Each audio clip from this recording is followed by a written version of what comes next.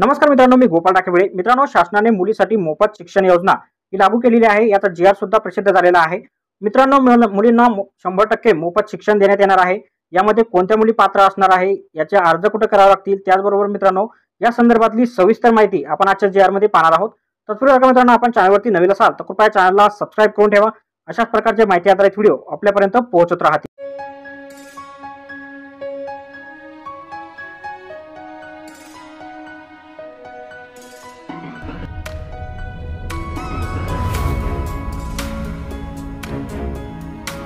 तर मित्रांनो, व्यावसायिक अभ्यासक्रमास प्रवेश घेणाऱ्या आर्थिकदृष्ट्या दुर्बल घटक म्हणजेच ईडब्ल्यूएस, सामाजिक व शैक्षणिकदृष्ट्या मागास वर्ग ज्यामध्ये एससीबीसी तसेच इतर मागास वर्ग म्हणजेच ओबीसी या प्रवर्गातील मुलींना शिक्षण शुल्क व परीक्षा शुल्काच्या 50% ऐवजी 100% लाभ मंजूर करण्यासंदर्भातला दिनांक 8 जुलै 2024 रोजीचा उच्च व तंत्र शिक्षण विभाग महाराष्ट्र शासन यांच्याकडून प्रसिद्ध करण्यात आलेला हा शासन निर्णय आहे। मित्रांनो, शासन निर्णय आपण पाहू शकता। मित्रांनो, राज्यातील शासकीय महाविद्यालय, शासन अनुदानित अशासकीय महाविद्यालय, अंशतः अनुदानित व कायम अनुदानित महाविद्यालय, तंत्रनिकेतने, सार्वजनिक विद्यापीठे, शासकीय अभिमत विद्यापीठे, स्वयंसहाय्यित विद्यापीठे वगळून व सार्वजनिक विद्यापीठांतर्गत येणाऱ्या उपकेंद्रामधील मान्यताप्राप्त व्यावसायिक अभ्यासक्रमास शासनाच्या सक्षम प्राधिकरणामार्फत राबविण्यात येणाऱ्या केंद्रीयभूत प्रवेश प्रक्रियेद्वारे व्यवस्थापन कोट्यातील व संस्थावरील प्रवेश वगळून प्रवेशित विद्यार्थ्यांपैकी ज्या मुलींच्या कुटुंबाचे वार्षिक उत्पन्न 8 लाख किंवा त्यापेक्षा कमी आहे अशा व्यावसायिक अभ्यासक्रमासाठी प्रवेश घेणाऱ्या आर्थिकदृष्ट्या दुर्बल घटकातील, इतर मागास प्रवर्गातील, सामाजिक व शैक्षणिकदृष्ट्या मागास प्रवर्गातील,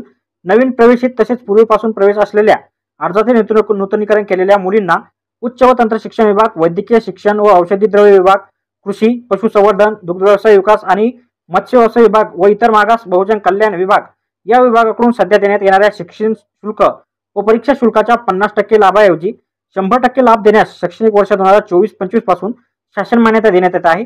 तसेच मित्रांनो, यासाठी येणाऱ्या रुपये 906.05 कोटी एवढ्या अतिरिक्त आर्थिक भारास मान्यता देण्यात येत आहे। वरील शैक्षणिक शुल्क व परीक्षा शुल्क यामध्ये 100% सवलत देण्याच्या योजनेचा लाभ कुटुंबाचे वार्षिक उत्पन्न 8 लाख किंवा त्यापेक्षा कमी आहे अशा व्यावसायिक अभ्यासक्रमासाठी नवीन प्रवेशित तसेच पूर्वीपासून प्रवेशित असलेल्या महिला व बाल विकास विभाग महाराष्ट्र शासन निर्णय दिनांक 6/4/2024 मध्ये नमूद केलेल्या संस्थात्मक व संस्थाबाह्य या वर्गवारीमध्ये समाविष्ट होणाऱ्या अनाथ मुले व मुली यांना सुद्धा अनुज्ञेय करण्यात आलेले आहे। सर्व शासकीय प्रशासकीय विभागाकडून आर्थिक तरतुदीत सुधारणा करून सदर योजनेचा निधी हा संबंधित प्रशासकीय विभागाच्या लेखा शीर्षकांतर्गत अर्थसंकल्पित करण्यात यावा। तसेच शिक्षण शुल्क व परीक्षा शुल्क या लाभार्थी अंमलबजावणीकरता सर्व संबंधित प्रशासकीय विभागांनी आवश्यकतेनुसार स्वतंत्र आदेश असे निर्गमित करावे। त्यानंतर मराठा आरक्षण व सुविधा मंत्रिमंडळ उपसमितीच्या निर्णयानुसार ईडब्ल्यूएस प्रवर्गास इतर मागास प्रवर्गाप्रमाणे उत्पन्न मर्यादेचे निकष एक समान करण्याबाबत सामान्य प्रशासन विभागाने प्रस्तावित केल्यानुसार उच्च व तंत्र शिक्षण विभागाच्या 7/10/2017 रोजीच्या शासन निर्णयाप्रमाणे खालीलप्रमाणे सुधारणा करण्यात येत आहे। ज्यामध्ये आपण पाहू शकता, ईडब्ल्यूएस आरक्षणातून प्रवेश घेतलेल्या विद्यार्थ्यांसाठी राजश्री शाहू महाराज शिक्षण शुल्क शिष्यवृत्ती या योजनेअंतर्गत अनुज्ञेय असणार आहे आणि ईडब्ल्यूएस प्रमाणपत्राऐवजी आई व वडील दोन्ही पालकांचे एकत्रित उत्पन्नावर आधारित सक्षम प्राधिकारी यांनी दिलेले उत्पन्न प्रमाणपत्र सुद्धा अनुज्ञेय असणार आहे।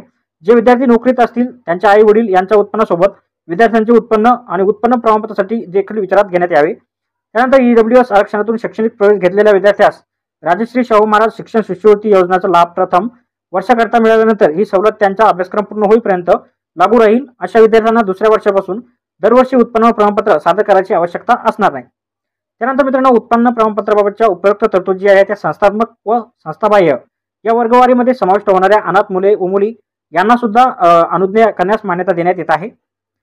संबंधित प्रशासकीय विभागांनी मित्रांनो वरीलप्रमाणे त्यांच्या शासन निर्णयामध्ये सुधारणा करावी आणि या व्यतिरिक्त योजनेच्या अटी आणि शर्तीचे कार्यपद्धतीमध्ये कायम राहतील। तर मित्रांनो, अशा प्रकारचा हा शासन निर्णय आहे जो आपल्याला नक्कीच उपयोगी पडेल। तर मित्रांनो, भेटूया पुढच्या व्हिडिओमध्ये अशाच एका नवीन माहितीसह। तोपर्यंत व्हिडिओ आवडल्यास व्हिडिओला लाईक आणि शेअर करा। धन्यवाद।